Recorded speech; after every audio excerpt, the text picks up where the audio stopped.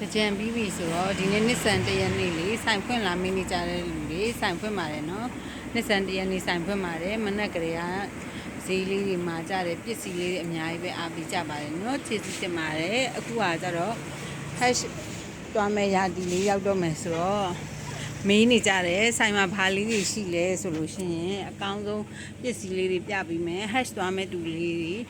အမဲ6လေးတွေပေါ့နော်ဒီလိုအတင့်စားအမဲ6လေးတွေဆိုလို့ရှိရင်မဖြစ်မနေယူသွားကြပေါ့နော် alpha ကွင်းမြင့်မှာဆိုလို့ရှိရင်လေဒါလေးတွေအရန်အသုံးဝင်နေဒီလားအပြင်ဒီလိုမကာနဲ့ပတီနာမှာနေတဲ့အချိန်အေဂျင့်တွေကကောင်းကောင်းလေးတော့ကျွေးပါတယ်တော်တော်များများအေဂျင့်တွေကကောင်းကောင်းလေးကျွေးတယ်ပေါ့နော် alpha ကွင်းမြင့်မှာကျတော့စော်ဒီကဘရင်ကကျွေးရပါတော့အဲ့ဒီအချိန်ညရင်ကိုနဲ့တိတ်မကြိုက်တဲ့အစားတောက်လေးဖြစ်နေမစားနိုင်မှာဆိုလို့အဲ့ဒီအချိန်ကအဓိကအချိန်အမလီပါတဲ့ကောင်းကောင်းလုပ်ရမယ့်အချိန်ဆိုတော့ဒါလေးတွေမဖြစ်မနေယူသွားနော်ဒီလိုအမဲ6လေးတွေရှိမယ်အတင့်စားလေးတွေနော်ဒီမှာ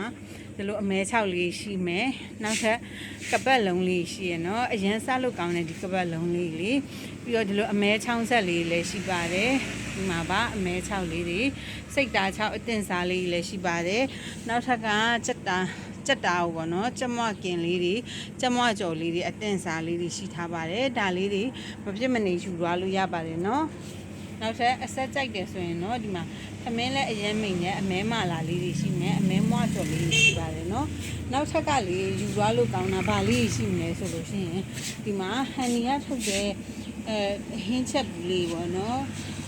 ငနီတူကမွန်ချင်းဆက်တို့အပြဲ6ချင်းဆက်တို့ငကျင်းသားပလက်ချောင်းတို့ပြီးရင်ပဇွန်6ငမြာကြီးချက်တို့ပဇွန်6စားထောင်းတို့